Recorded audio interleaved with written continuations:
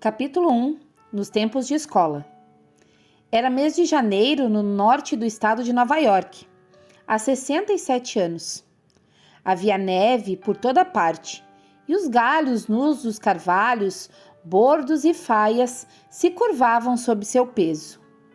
Ondulações de neve cobriam os campos e as muretas de pedra. Por uma longa estrada que atravessava o bosque, o menininho caminhava para a escola, junto com seu irmão mais velho, Royal, e suas duas irmãs, Eliza Jane e Alice. Royal tinha 13 anos, Eliza Jane tinha 12 e Alice tinha 10.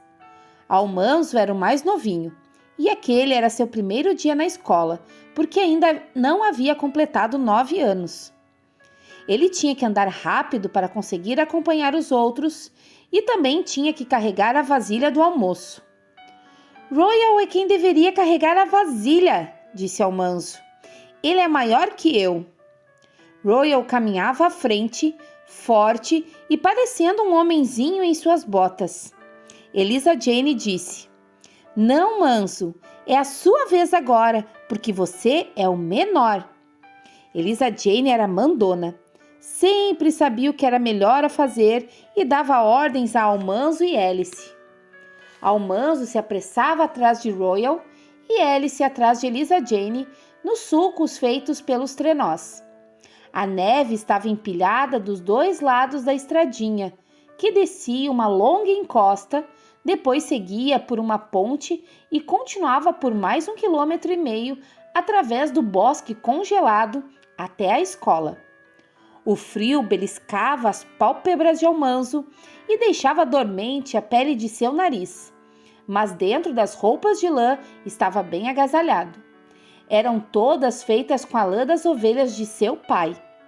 As roupas de baixo eram brancas, mas sua mãe havia tingido a lã para fazer as peças externas. O casaco e a calça haviam sido tingidos com casca de nogueira. Depois a mãe tecera o fio com ponto apertado, transformando-o em tecido espesso e pesado. Nenhum frio ou vento, nem chuva torrencial penetrava aquelas roupas de lã.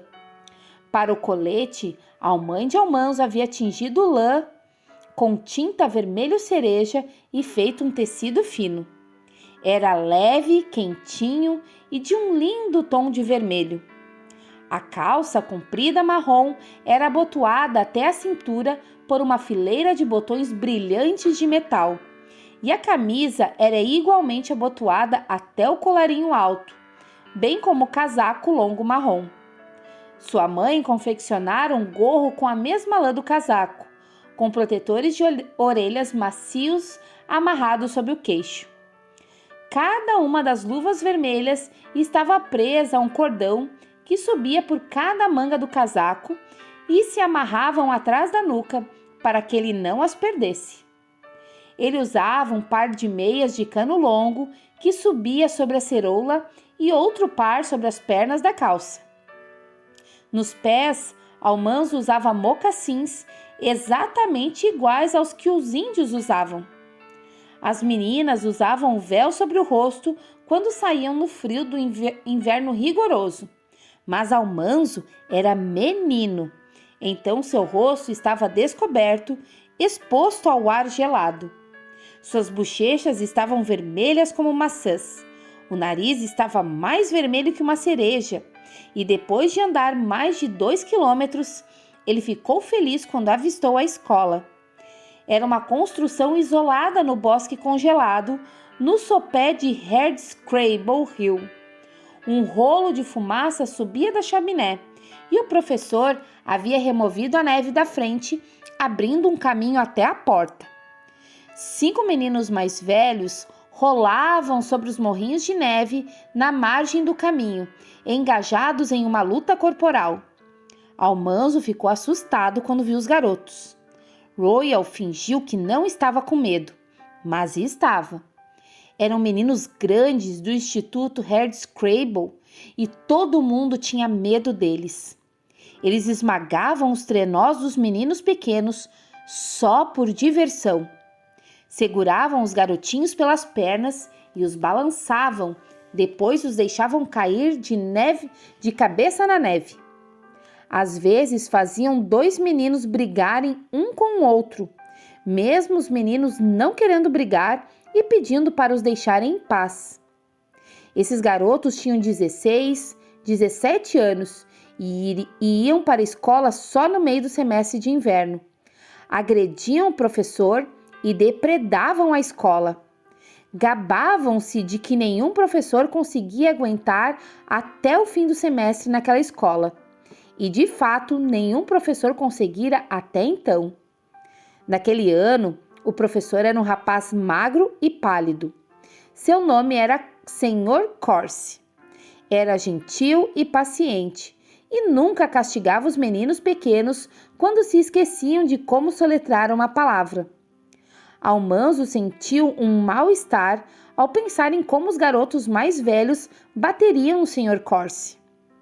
O Sr. Corsi era menor que eles em tamanho. O interior da escola estava silencioso e era possível ouvir o barulho dos meninos grandes do lado de fora. Os outros meninos estavam em volta do grande fogão a lenha no centro da sala, conversando baixinho entre si. O Sr. Corsi estava sentado à sua mesa, com o rosto apoiado na mão pequena e lendo um livro. Ele ergueu a cabeça e disse em tom simpático: "Bom dia." Royal, Eliza Jane e Alice responderam educadamente, mas Almanzo não disse nada. Ficou em pé ao lado da mesa, olhando para o Sr. Corsi. O Sr. Corsi sorriu para ele e disse: "Sabia que vou para sua casa hoje à noite?" Almanzo estava apreensivo demais para responder. "Sim", disse o Sr. Corsi, "é a vez do seu pai." Cada família do distrito hospedava o professor por 2 semanas. Ele ia de fazenda em fazenda até ter passado 2 semanas em cada uma. Depois fechava a escola para encerrar o semestre. Quando disse isso, o Sr. Corsi bateu em sua mesa com uma régua. Estava na hora de começar a aula. Todos os meninos e meninas ocuparam seus lugares. As meninas se sentavam do lado esquerdo da sala e os meninos do lado direito, com um grande fogão e um cesto de lenha entre eles. Os maiores se sentavam nas cadeiras do fundo, os médios nas carteiras do meio e os pequenos nas da frente. Todas as carteiras eram do mesmo tamanho. Quase não havia espaço para as pernas dos meninos maiores embaixo das carteiras, ao mesmo passo que os pés dos pequenos não alcançavam o chão. Almanzo e Miles Lewis eram do primeiro ano, então se sentaram na frente, sem carteira. Tinham de segurar o material sobre as pernas. O Sr. Corsi foi até a janela e deu uma batidinha na vidraça. Os meninos grandes entraram na escola com alarido, falando e rindo alto. Abriram a porta com estardalhaço, fazendo-a bater contra a parede, e entraram com um ar arrogante no rosto. Big Bill Rich era o líder. Era quase do tamanho do pai de Almanzo. Seus punhos eram tão grandes quanto os do pai de Almanzo. Ele bateu as botas no chão para saltar neve e sentou-se ruidosamente em uma carteira nos fundos. Os outros 4 garotos também fizeram o máximo barulho que podiam. O Sr. Corsi não disse nada. Não era permitido conversar na sala de aula nem ficar se mexendo na carteira. Todos deviam ficar quietos e atentos à aula. Almanzo e Miles seguraram-se suas cartilhas e tentaram não balançar as pernas, que chegaram a doer de ficar penduradas ao longo da cadeira. De vez em quando, uma das pernas se movia involuntariamente, esticando-se para a frente antes que Almanzo pudesse controlar. Ele então fazia de conta que nada havia acontecido, mas podia sentir o Sr. Corsi olhando para ele. Nos assentos dos fundos, os meninos grandes cochilavam, empurravam-se e batiam os livros nas carteiras. O Sr. Corsi falou com firmeza: "Menos bagunça, por favor." Por um minuto eles ficaram quietos, mas logo recomeçaram. Queriam que o Sr. Corsi tentasse castigá-los. Nesse momento, todos os 5 garotos pulariam em cima dele. Finalmente, o Sr. Corsi iniciou a aula do primeiro ano e Almanzo pôde escorregar para fora do banco para ir até a mesa do professor quando ele o chamou. O Sr. Corsi pegou a cartilha e deu aos meninos palavras para soletrar. Quando Royal estava no primeiro ano, era frequentemente ele voltar para casa com a mão rígida e inchada. O professor batia em sua palma com uma régua quando Royal não sabia a lição. O pai lhe dizia: se o professor tiver que bater de novo em você, Royal, vou lhe dar uma surra que você não vai esquecer nunca mais. Mas o Sr. Corsi nunca batia na mão dos meninos com a régua. Quando Almanzo não conseguiu soletrar uma palavra, o Sr. Corsi disse: fique na sala na hora do recreio e aprenda. No recreio, as meninas iam primeiro. Colocavam o manto e o capuz e saíam em silêncio. Depois de 15 minutos, o Sr. Corsi batia na janela e elas voltavam, penduravam os agasalhos na entrada e pegavam novamente seus livros.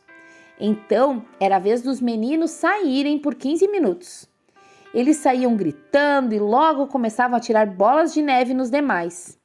Os que tinham trenó subiam a colina e então desciam a encosta longa e íngreme, deitados de bruços.